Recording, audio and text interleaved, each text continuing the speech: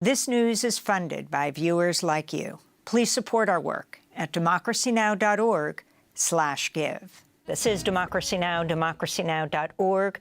I'm Amy Goodman. As Los Angeles braces for more high winds that could bring what's been described as explosive fire growth, firefighting crews continue to battle the Palisades and Eaton fires and other smaller blazes. At least 24 people have been killed. Dozens are still missing. Nearly 1,000 incarcerated firefighters have been deployed to help contain the fires, typically earning as little as between $5.80 to $10.24 a day. Popular Twitch streamer Hassan Piker spoke to several incarcerated firefighters working in the area. The cops treat us like but here we get better treatment, right? They talk to us like humans. They talk to us like humans. We got a job. We're underpaid, but we got a job. Yeah. You feel me? And then the community comes out and shows us all kinds of love. We never received that growing up. We never received that kind of love, that kind of recognition for anything we've done. So now, doing this kind of stuff and all this love coming, that's life-changing for a lot of guys. 'Cause that's all they be needing is a little bit of recognition. For more, we go to Los Angeles, where we're joined by Carrie Blankenship, investigative journalist with the LA Times, previously reported on the criminal justice system for the Marshall Project. Her new piece for the LA Times is headlined, "How You Can Help the Incarcerated Firefighters Battling LA Wildfires." She co-wrote a Marshall Project piece headlined, "Incarcerated Firefighters Do Risky, Low-Pay Work. Many Say It's the Best Job Behind Bars." Her memoir is Corrections in Ink, about her own time in prison. Carrie, we spent time out with the incarcerated firefighters years ago. You recognize them in their orange jumpsuits. They're making between $5 and $10, not an hour, but a day. Explain what you know about their situation right now. Well, as you mentioned, the pay sounds low, but this is actually one of the better paying jobs in prison. And that's why it's actually a really sort of coveted job. So even though it's this grueling manual labor, and they're out there right now, 888 of them fighting the fires in Palisades and out in Altadena, despite the risks and the seemingly low pay, this is still a really coveted job in prison. And as that clip that you played showed, it's something that's also really rewarding for the people that are doing it. So talk about where they're fighting the fires right now, and where exactly they stay, where they work out of, how they get to this point where they can be fighting these fires. Yeah, so there are 35 fire camps across the state, which is where they live when they're not actively fighting fires. When they are actively fighting fires, then they're located at, at some sort of like make-do type camp situation closer to the actual fire.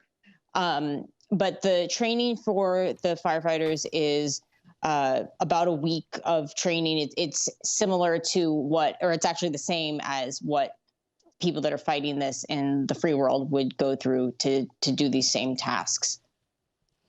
And sorry, you asked where. We've only been told that they are fighting the Palisades and Eaton fires. So, the Malibu area fires and the ones in Altadena. Haven't gotten any more specifics. The prison system has not been able to give us any more specifics about like where specifically, or if there are other blazes in the area that they're working on.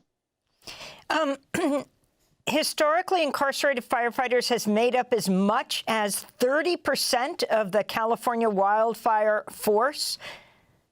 Is that right? Yeah, the numbers have dwindled, though, over time. There was a point at which there were over 4,000. I think that was around 2005. They're down to about 1,800 now. There'd been some consideration in the budget. It was slated to close 5 of the fire camps, although that got taken out of the budget, so those stayed open. But they've been a significant part of the firefighting force, even though their numbers are dwindling.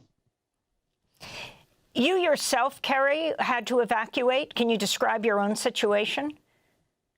Yeah, that was wild. I actually had jury duty that day because despite being a felon in California, you can be called for jury duty. So my first jury duty experience, I was worried all day about what would happen if I had to evacuate while I was at jury duty. And I came back, and within an hour, I was scrolling Twitter and saw a report of a fire very close to me. And I looked out the window, and the flames were right there, and it was less than 2 blocks away. And I had to take I don't have a car, so I had to take whatever I could carry and flee on foot.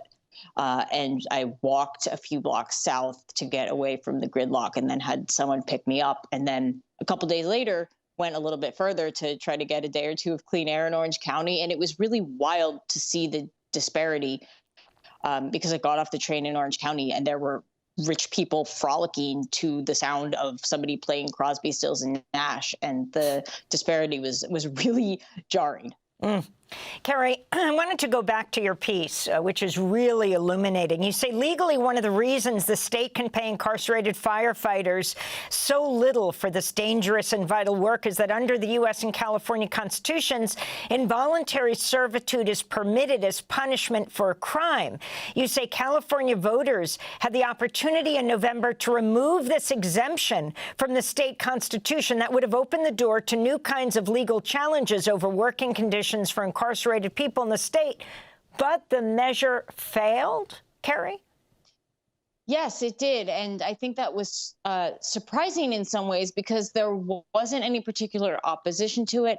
And a similar measure in Nevada actually passed. So when you look at what you would expect from a bluer state versus a redder state voters, I think that was surprising. But yeah, the Californians decided to keep that on the books. Do incarcerated firefighters get firefighting jobs when they get out? This has been such an issue over the past several years. It started getting more attention. So I don't know, in the past 5 years, maybe, because the fact that they have felony convictions has, in most cases, barred them from being firefighters because they can't get the EMT license. There was a change in state law that took effect in 2021 that allowed for California firefighters with nonviolent convictions to potentially get those convictions expunged and become firefighters in the free world. And that has happened some. It's not widespread, but it is an option now, and it didn't used to be. Well, Carrie Blakinger, we thank you so much for being with us. We're going to link to both your Marshall Project piece and your piece in the LA Times, how you can help the incarcerated firefighters battling LA wildfires. Author of the memoir Corrections in Ink, speaking to us from Los Angeles, where she was just recently evacuated. That does it for our show. Democracy Now! Is produced with Renee Feltz, Mike Burke, Dina Guzder, Messiah Rhodes, Nermeen Sheikh, Maria Taracena, Tammy Warnoff, Trina Nudura, Sam Alcoff, Tamar Studio, John Hamilton, Rabbi Karen, Hani Masood, Hannah Elias. Our executive director is Julie Crosby. I'm Amy Goodman. Thank you so much for joining us.